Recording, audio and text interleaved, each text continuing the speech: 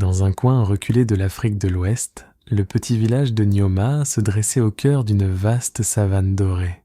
L'endroit, baigné par le soleil incandescent le jour et éclairé par un tapis étoilé la nuit, semblait figé dans le temps. Les cases de terre battues étaient regroupées autour d'un grand baobab, que les anciens disaient vieux de plusieurs siècles. On le nommait arbre des mânes, car il était censé abriter les esprits des ancêtres du village. Au centre de cette petite communauté vivait la famille Dianka, une mère veuve, Adama, et son fils de 12 ans, Malik. Adama était réputé pour sa connaissance des plantes médicinales, un savoir hérité de sa mère, et Malik était un garçon curieux avec un regard toujours émerveillé par le monde qui l'entourait.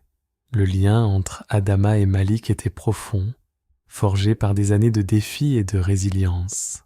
Adama voyait en son fils non seulement l'avenir du village, mais aussi un rappel constant de la force intérieure qu'elle puisait dans l'amour familial. Un soir, alors que la pleine lune jetait une lueur mystérieuse sur le village, Malik, en compagnie de quelques camarades, jouait près de l'arbre des mânes. Leur rire résonnait dans la savane, mais lorsqu'ils découvrirent enfouie sous les racines une petite calebasse en terre cuite, ornée de motifs gravés, un silence solennel s'installa. Intrigués, les enfants ouvrirent la calebasse et furent surpris de voir qu'elle contenait une poudre rouge qui sembla émettre une faible luminescence, comme si elle renfermait un pouvoir ancien. La nouvelle de cette découverte parvint à Adama, qui, inquiète, avertit les enfants de ne jamais jouer avec ce qui appartient aux esprits. Les anciens du village furent appelés pour décider du sort de la calebasse. Mamadou, le vieux griot, expliqua que l'objet était lié à un ancien pacte entre les ancêtres et un esprit gardien, Kumba, connu pour ses dons de prospérité mais aussi pour sa rancune lorsque ses offrandes étaient négligées. Quelques jours plus tard, débutèrent des événements inexpliqués. Les puits du village commencèrent à se tarir, les animaux domestiques se comportèrent de manière inhabituelle. Les chèvres bêlaient désespérément dans la nuit, et les poules refusaient de pondre. Et des rumeurs de silhouettes étranges aperçues près de l'arbre circulèrent. Une tension palpable s'installa parmi les habitants. Adama comprit rapidement que la calebasse avait été mal manipulée, ce qui avait probablement offensé l'esprit gardien. Résolu à rétablir l'équilibre dans le village, Adama décida de se rendre dans la forêt sacrée où les anciens disaient que l'esprit de Kumba résidait.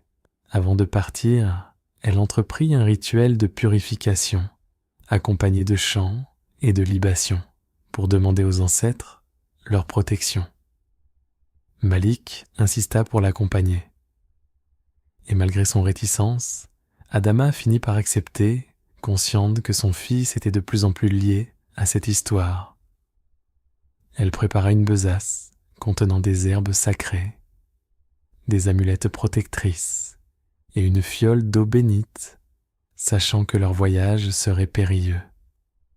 La nuit de leur départ, ils furent guidés par la lumière spectrale de la lune et le son des tambours lointains d'un rituel en cours dans un village voisin.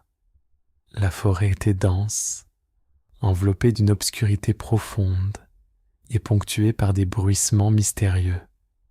Dans la forêt, ils rencontrèrent un vieil homme drapé de blanc, qui se présenta comme le gardien de la voie vers l'esprit Kumba. Ses yeux perçaient comme deux éclats d'étoiles dans l'ombre.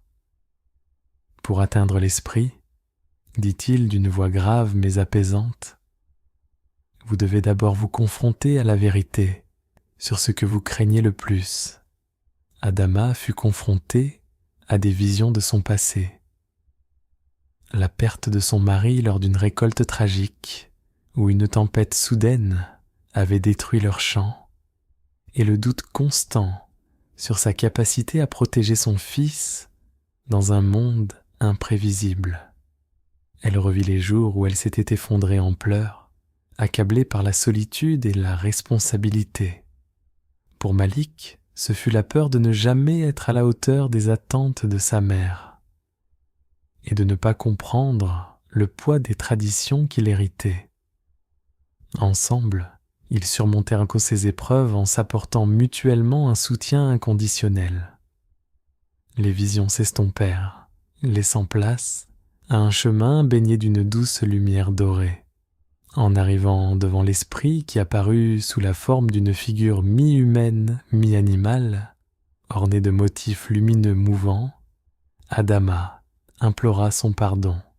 Elle offrit en échange une potion spéciale préparée avec les plantes qu'elle avait apportées, ainsi que la promesse de mieux éduquer le village sur le respect des traditions. L'esprit observa Malik, ses yeux brillants d'une intensité surnaturelle. « Tu seras un pont entre l'ancien et le nouveau », déclara-t-il avant de disparaître dans un tourbillon de feuilles. De retour à Nioma, tout revint à la normale, mais le village changea profondément. Un sanctuaire fut érigé autour de l'arbre des mannes pour marquer la fin du conflit spirituel. Des contes furent créés pour raconter l'histoire d'Adama et Malik, et ces récits devinrent des leçons transmises aux générations futures. Adama continua à soigner les malades avec ses plantes, mais avec une reconnaissance renouvelée pour la sagesse des ancêtres. Malik, quant à lui, commença à apprendre auprès des anciens, déterminé à garder vivantes les traditions tout en explorant les possibilités du monde moderne. La leçon de cette aventure fut clé. Le respect des traditions et la communication entre les générations étaient la véritable force de Nioma.